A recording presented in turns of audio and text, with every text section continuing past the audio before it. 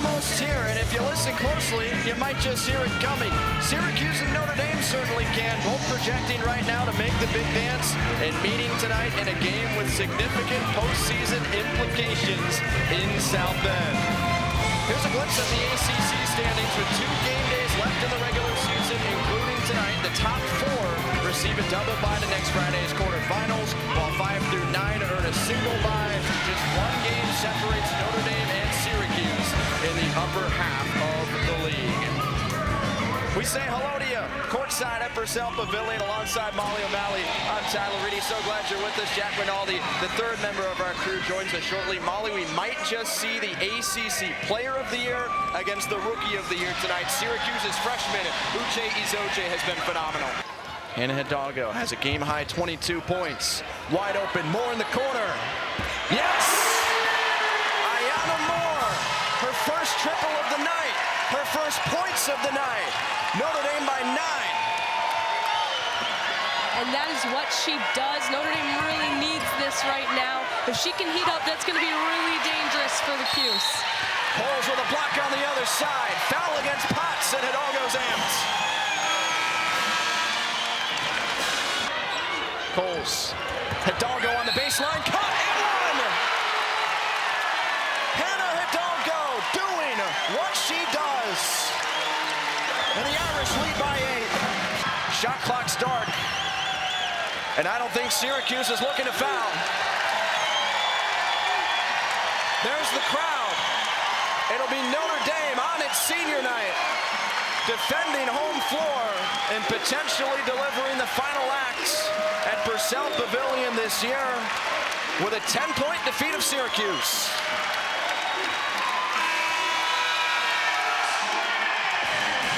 And Notre Dame eventually rips away the rebound. Miles racing down the floor. Set up for Risch. Can she go back to back? You bet. 18-1 Notre Dame. Emma Risch with a quick 6. And now Miles goes cross court. Risch for a 3rd straight 3. She's feeling it from distance, and Notre Dame leads by 20.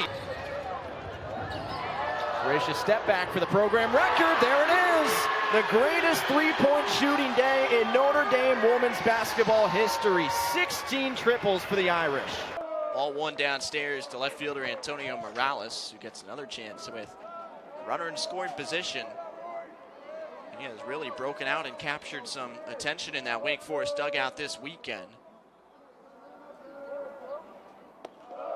2-0 the count now. The freshman left fielder had made just 3 starts entering this series. He's now started all 3 games this weekend, going 3 for 6 with a double, 2 walks, and an RBI coming on a clutch go-ahead hit in the 8th inning Friday. And now he drives one out to right center field. In the gap, Flores watching. It is gone! Antonio Morales with his first collegiate home run. His impressive weekend just rolls right along, and Wake Forest ties the game at 2. And we get the most exciting matchup of the weekend for sure, with Nick Kurtz digging in. Kurtz, after the first pitch, a mammoth shot down the right field line, and it is foul. Oh my goodness. In a series full of moonshots, that might have been the longest of the bunch, and certainly would have been the most impactful. Sitting on the curve, it hangs middle in, and he gets out in front of it by an eyelash. You could see he knew it, dropping his head, that he just missed putting his team on top in the biggest of ways. How's your heartbeat, Nate Hardman? Here comes his 0-1 pitch. Down and away with a fastball, 1-1. Yeah, not surprised to change the pitch mix there after a curveball hit well over 400 feet and just outside the pole.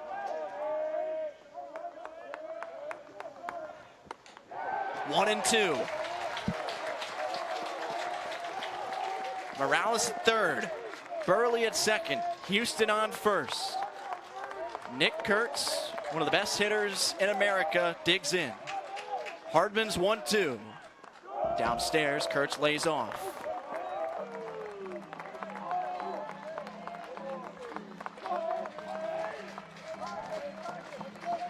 Two career grand slams for Nick Kurtz. He hit them both last year. 2-2 from Hardman. Popped up and out of play down the left side.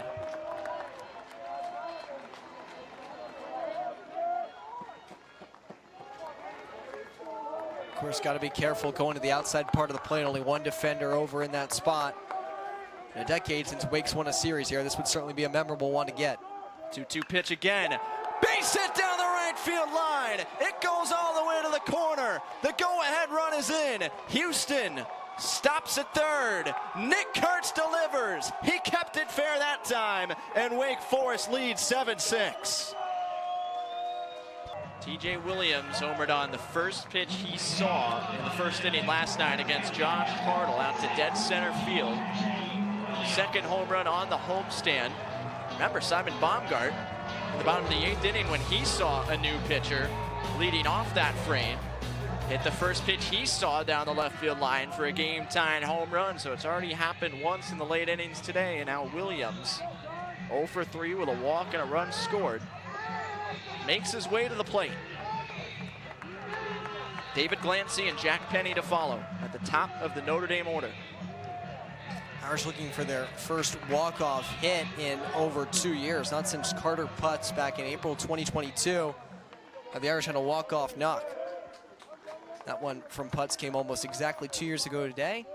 Also came against Wake. Oh boy, deep left field to the corner. Has Williams done it? Yes, he has! Notre Dame wins it 8-7 on the home run by TJ Williams.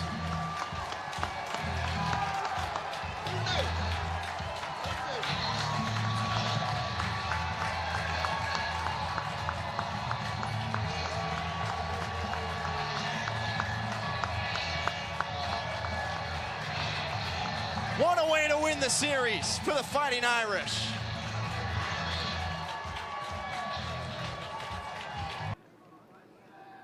One to Glancy. Hammered, deep left field, sailing away for a Notre Dame grand slam. David Glancy busts it wide open with his team leading 7th home run of the season. 7-1 Irish in the 4th. Robert set, here's the pitch.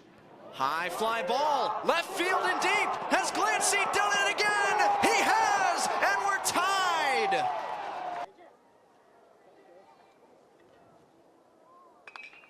Lee shoots this one to right field.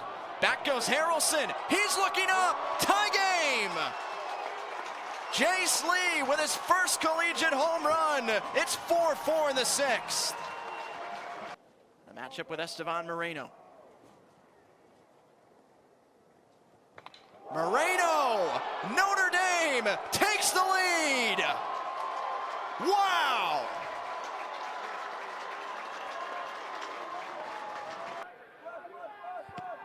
Daniel Russo! What a strike! Notre Dame reclaims the lead.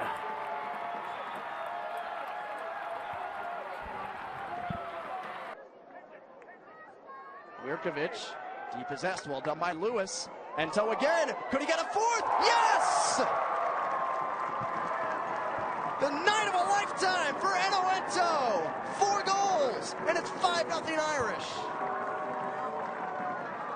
And find the equalizer.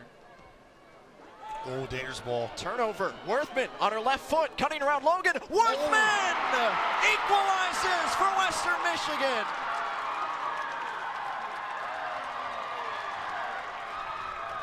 Quiet all night, she announces her presence in a huge moment for the visitors.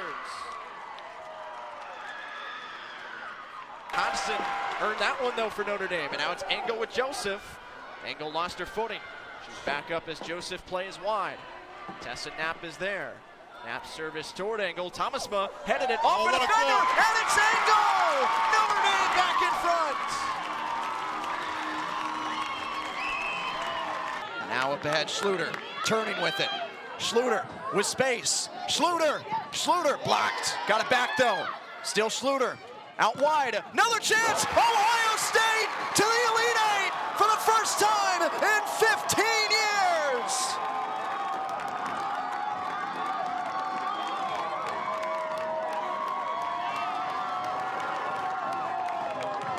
Annika Poremba, the sophomore who entered the match with just 2 goals in her career, now has one of the biggest in Ohio State's program history.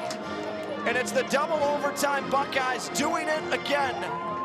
They defeat Baylor 2-1 and advance to the national quarterfinal. They'll head to Tallahassee and face off with 3rd-seeded Florida State next weekend.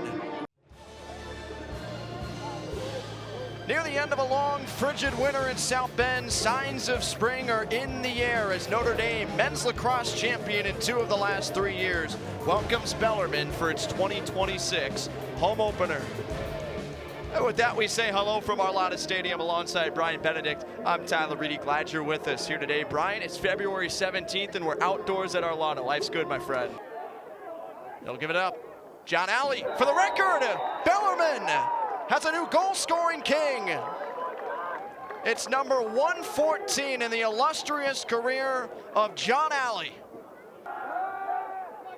Lynch, and it's an offensive performance that rewrites the record books for Notre Dame men's lacrosse. 29 goals, the most in a game in program history. My goodness, what a day. The Irish with comparatively a much slower second quarter try to strike again, and Finley does. No question this time. 13-1 Notre Dame. Fisher Finley with a goal disallowed earlier makes it 91 push-ups so far today for that guy. Irish by 12 at Arlotta Stadium.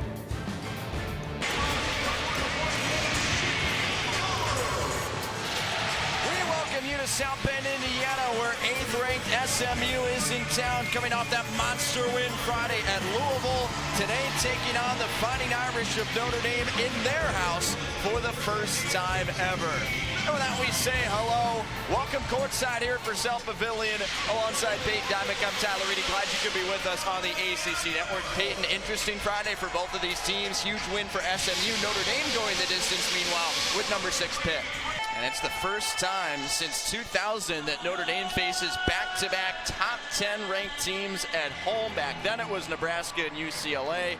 Pitt and now SMU here this weekend. Just the second meeting all time between Notre Dame and SMU, and the first ever Mustangs trip to South Bend. It was a 3-0 sweep in Dallas last October for SMU during a very successful first Mustang season in the ACC.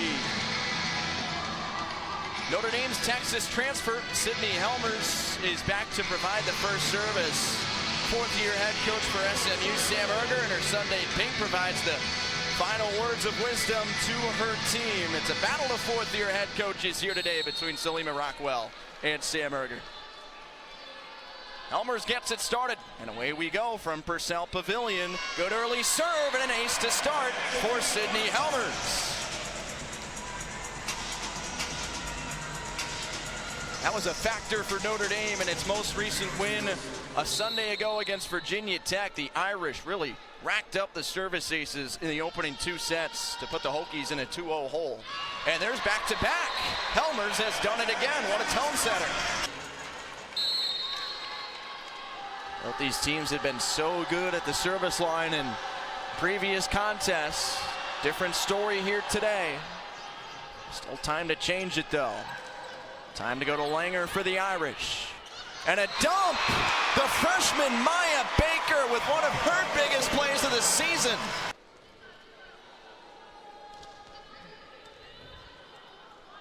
Now Jones.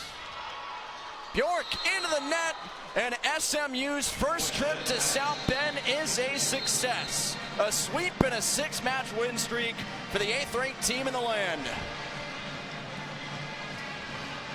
Malaya Jones wraps it up with her 13th kill. No signs of a letdown from the Mustangs after one of their biggest wins in regular season program history Friday.